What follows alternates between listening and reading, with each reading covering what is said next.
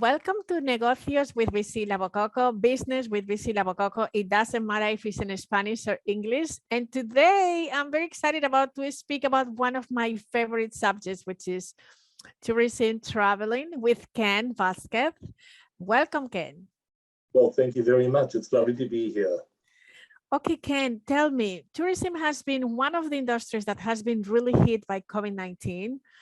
Do you think that all these circumstances has changed completely the industry, and what change have you perceived so far? To say that it's changed the industry is an understatement. It almost, I think from my personal point of view, the industry collapsed totally because of misinformation, because of fear. And because I think we were sort of lured to believe that when this COVID pandemic came our way, that it would sort of somehow disappear as the weather got a little warmer. So we were unsure as to continue, stop, hold back. It really put a huge imbalance into the travel industry. So I'm bold enough to say that ultimately it did really collapse, because then we all went into lockdown worldwide and there was nobody traveling. You consider the fact our city, New York, has been robbed of almost $47 billion in annual income, most of which comes from international travelers. Now that's a lot of money to have to recoup $47 billion over a certain amount of time. All of the parts of the industry, we all talk about the travel industry, but you consider New York, the performing arts, the hospitality industry, the restaurant business, they were hit so hard, pushing the unemployment rate to 10.2% just in Manhattan or in New York City as a whole. So that's devastating. But what followed and ensued beyond that really is something that disturbs me as an individual, is this new fight behavior, where I think we were all questioning what happens next, when does it happen next, who do we listen to, how do we assimilate what we do next, and we locked down, will we ever be able to travel again, what, all of those questions. It created a dynamic of I want to fight with anyone and everyone. A sense of self-entitlement elevated. You read stories today that members of the TSA who keep us safe before we board aircraft, they want to walk off of the job because they're just sick and tired of unruly behavior at the airports. Passenger control or behavior is way out of control. So while I think the industry collapsed, and yes, it did, it's coming back, but I don't think, in my opinion, that we will return to any level of normality until everyone just settles down and follows the rules and remembers that we are all in this together. As a country, we, the United States, as you well know, we're opening to international tourism on the 8th of November, which is a very exciting time to look forward to. But then, of course, passengers that are coming in have to be vaccinated, have to prove negative testing before they arrive on our shores. And I think that is vital, again, that we all follow the rules. I'm not sure if you've heard of Water's Soul. No. It's an 80-foot sculpture by a Spanish artist from Barcelona. It stands in the Newport section of Jersey City on the Hudson River. And it's this huge head of a woman, her eyes closed, and her finger like this across her lips.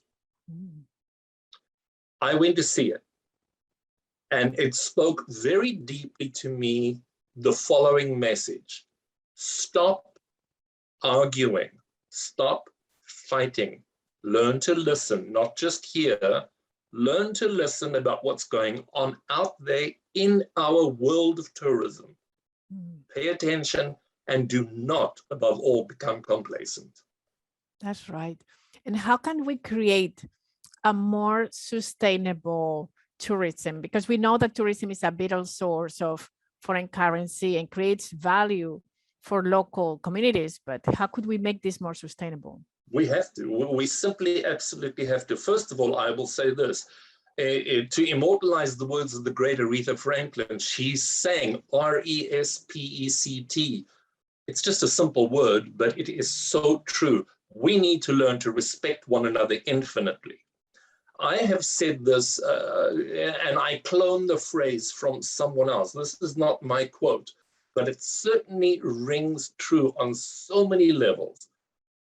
The person who wrote the poem, I don't even know who this person is, but it's Clifton Fademan, I believe, says, remember, when you travel to a foreign country, it's not designed to make you comfortable. It's designed to make its own people comfortable. So if you take that, you combine that to respect, I think we all need to respect one another a great deal more. And then education and setting expectations from our side of the table as travel individuals.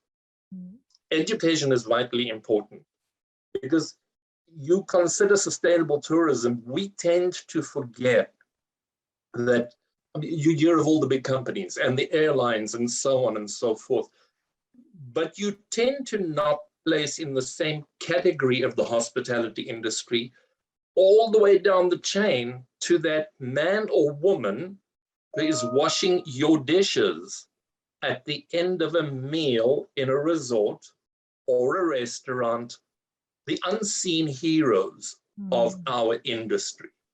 Beautiful. So I always say, set expectations appropriately to travelers. You're going to a foreign land. Adapt or don't go. Get involved with local communities. Sometimes get lost. You find the greatest adventures when you get lost in an area that you don't quite know where you are, but that's where you'll meet the most interesting people. Sit down, take pause, take a breath and listen. Don't just hear, listen. Once you've done that, you will have created a level of more sustainable tourism. The World Tourism Organization has three simple pillars of sustainability, and they are employing environmentally friendly practices. In other words, help conserve natural heritage and biodiversity. Next one, most important, respect the culture of your host community. Conserving their built and living cultural heritage and traditional values is of vital importance. And then, of course, providing tangible and social economic benefit for local communities as well. You support fair wages for employees and contributing to poverty alleviation in host communities, you will have created the perfect model for sustainability in tourism. I completely believe in it. I buy into that. And that's why we always do what we can to support small business, to support female-owned business. A young woman I interviewed recently, her name is Hira Shak. She's the owner of the Hype Room in Hoboken. She suggested when I asked her what message she would give to other young women who were rising up to become their own entrepreneurs. And she said, take up space, bring space to the table because you, as a woman, have a lot to offer. And I buy into that completely and I pat her on the back for that. Ladies, take up space. You need to bring your very valid points to the table. It's not just a men's world. Beautiful. And I would like to know, first of all, I love the name of the company, Vuitton Travel. You are the CEO. Tell us, Yes. What do you do and what is the mission of this company? Well, first of all, we want to set the standard in high design, private designed custom travel. As I see it right now, we are educators. We do not provide travel globally. We have selected very certain areas around the globe that we focus on. This way, we can become I want to say the experts in those particular fields, but it goes beyond that because we, for example, work closely with Morocco. It's a sensational destination, every sense. It's mind-blowing, to be quite honest with you. And I think that because that's one of our focal points, we know people, we know hoteliers, we know the general management. If you're traveling and you're traveling on a special occasion, an anniversary, a birthday, something fun, we're in the position where we can pick up the phone to the general manager of the Oberoi in Marrakesh and say, we have a guest coming. This is who she is. This is what she's celebrating. Look out for her. Make sure she has an impeccably wonderful time. So we go beyond the steps of just, who are you? What's your name? What's your number? Get you on a tour, get you out. We also feel that mass tourism is something of the past for the immediate future. If you came to me to make reservations for your journey anywhere that we serve, I would only give you private arrangements. I would never put you in a vehicle with 45 other unknown people because you don't know who's obeying to the rules that we all should be following at this point. Are you vaccinated? Will you socially distance yourself from me? And when you're thrown into a mix like that with many people, you can't be offensive. That would be inappropriate on every single level. But I just think that privatization of tours now for you, your elders, your parents, your children, generational travel is the way to go. And I'm finding that a lot of people are doing that. And that's our mission. In addition to educating our travelers of, this is what you'll expect in Egypt. This is what you'll expect in Turkey. This is what you can expect in Oman, and so on. So we definitely focus on the private matters that touch travelers' souls. And then we try and steer people away from OTAs. And I daren't say this, but online travel agencies where you can just go and Google up something and say, oh, I'll book that hotel, that hotel, that hotel, and that hotel. Yes, it works. But now that things are sort of returning to normal, we're seeing that many people are flocking back to us travel professionals because the drama that surrounded refunds,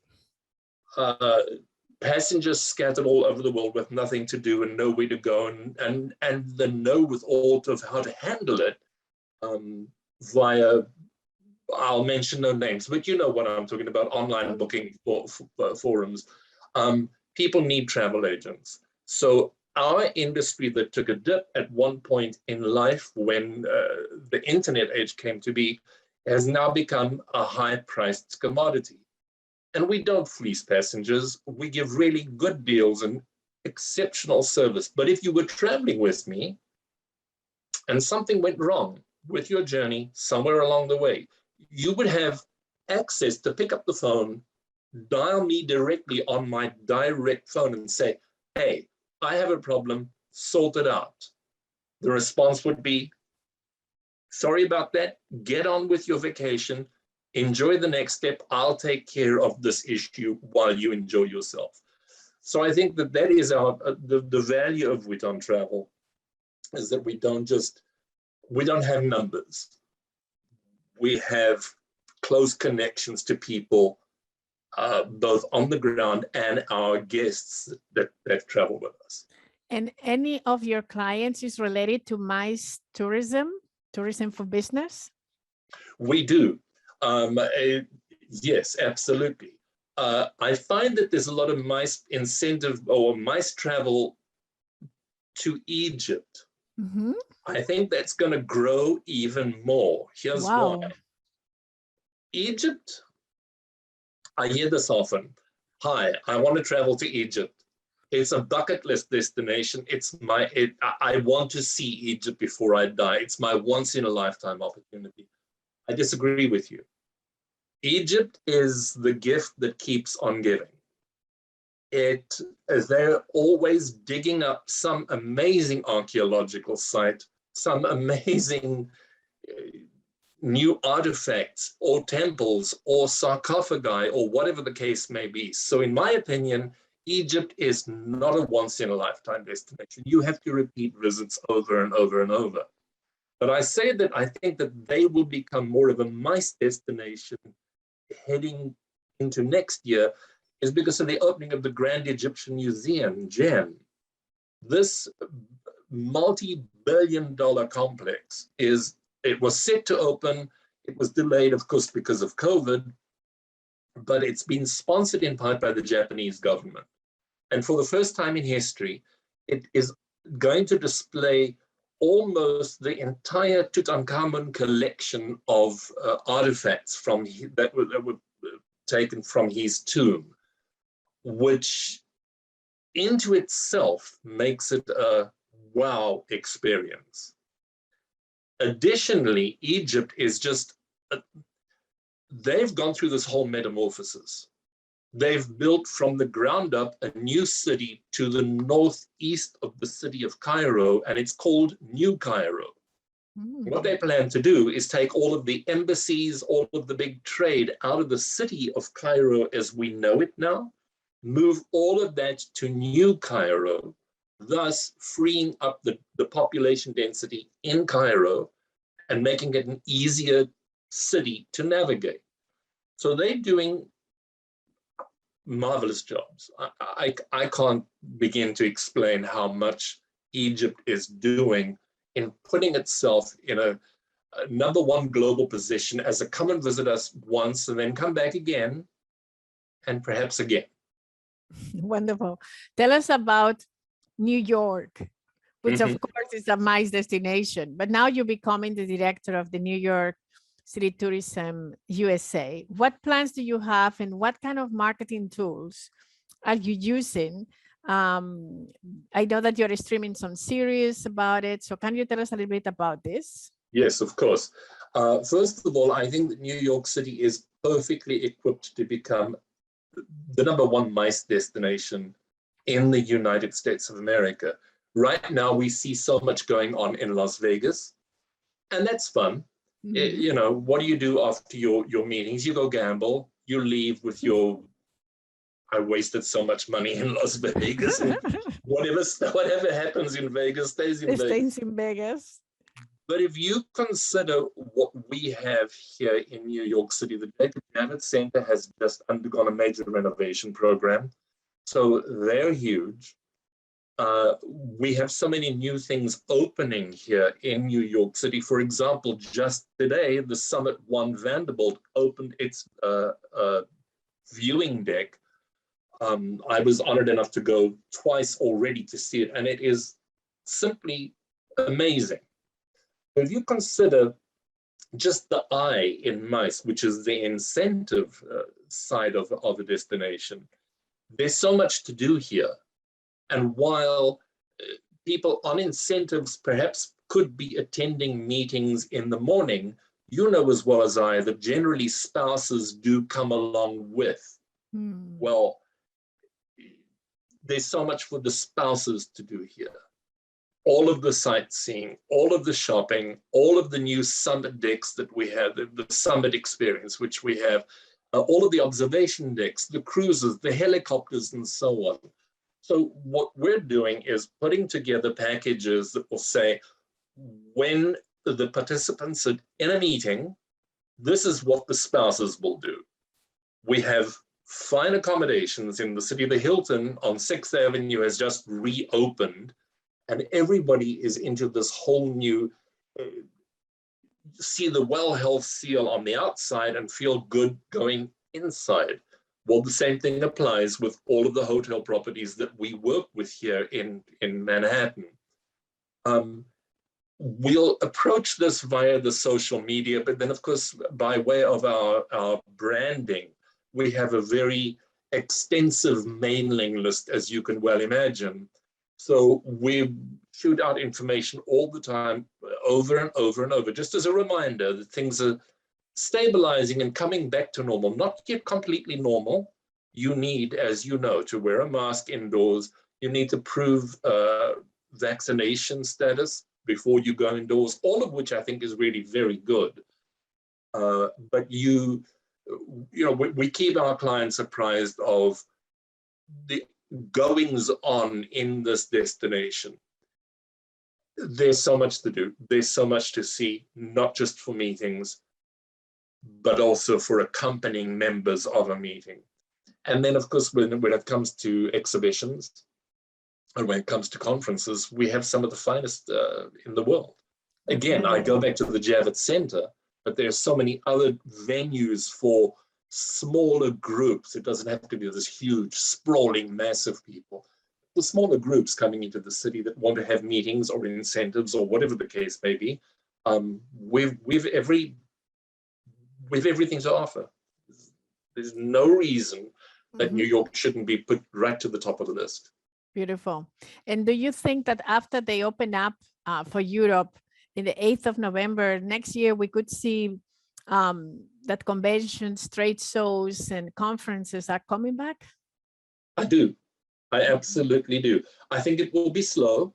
I don't think that the 8th of November and by the 9th of November, we're all going to be standing sort of saying, come, come, come, come.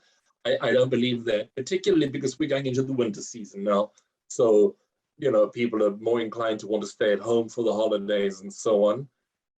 I do think come spring and definitely summer of next year, we'll see a lot of incoming MICE travel from Europe and also from the United States, possibly Canada as well, and Latin America. It's all, they call us the center of the world, and in some weird way we are. So I think, it's a bucket list destination. And it should be put right up there for the MICE trade. It really should. I do believe that we will see an influx coming back, but by summer next year. And just to wrap up, what means a slow travel? And if it has two parts, the question, and if business travel could be also a slow traveling? Slow travel is something I coined as being the new luxury. If we step back I'm not a young guy anymore. When my second trip abroad from my native South Africa was, and this was in 11 days, listen to this: London, Paris, Lucerne, Lugano, Venice, Munich, Heidelberg, Cologne, Amsterdam. Wow.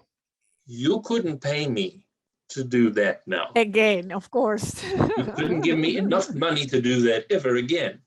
So I've come to the point that slow travel is absolutely the way to go. And by that I mean, come to New York. We're busy creating a series now based on not only how, but why you should spend 7 days in, and then we have various cities that we're working on. They're audiovisual e-books for people to guide themselves with our assistance and our knowledge to slow down. If you consider day one of your itinerary is you've always arrived from somewhere. Doesn't matter if you've arrived from Madrid or from Amsterdam or from Rio or from Los Angeles. You're tired. Whichever way you look at it, you're not going to hit the street running. And particularly now, the sun sets earlier and so on. So I always suggest take today and just rest. Get a meal near your hotel, calm down, get your body adjusted to this time zone. Now start your journey tomorrow. And what are you left with? Only 6 days. So stay for 7 days and 6 nights, because there's a lot to see, from the museums to theater, to the observation decks, to the sort of the top 10, like Central Park. Plus there's shopping. Plus there's the outer boroughs, not just Manhattan. There's the New York Botanical Gardens up in the Bronx. Ride the Staten Island ferry. It's about a 3-hour experience to and from, but you get these fabulous views. So slow travel is, in my opinion, the way to go now, because you will see more. you will understand more. And above all, you can stop and you can talk to local people. Local people are, in my opinion, the salt of any city. And here's where you're going to learn to assimilate yourself into this culture. What makes New York, New York? What makes Cairo, Cairo? The only way you find that out is by communicating with the people. Mm-hmm. That's so right. Having said all that, I don't believe that slow travel will work for a business traveler who has to come, conduct business, and leave. Unless they can plan it to do business on a Friday and a Monday and spend a weekend in town and enjoy themselves with the sights. Very good. So thank you so much, Kenn. I think that you really give us a lot of your experience and your wisdom. And I really, truly enjoyed listening to you. You make it so exciting to go to Cairo, to New York, to all these destinations that you mentioned. All your passion, you put it into it. And I just want to get into the plane and go. I'm glad. Mask up and travel. We're all nomadic. We all have that sort of instinct to move and see the world and meet different people and learn tolerance.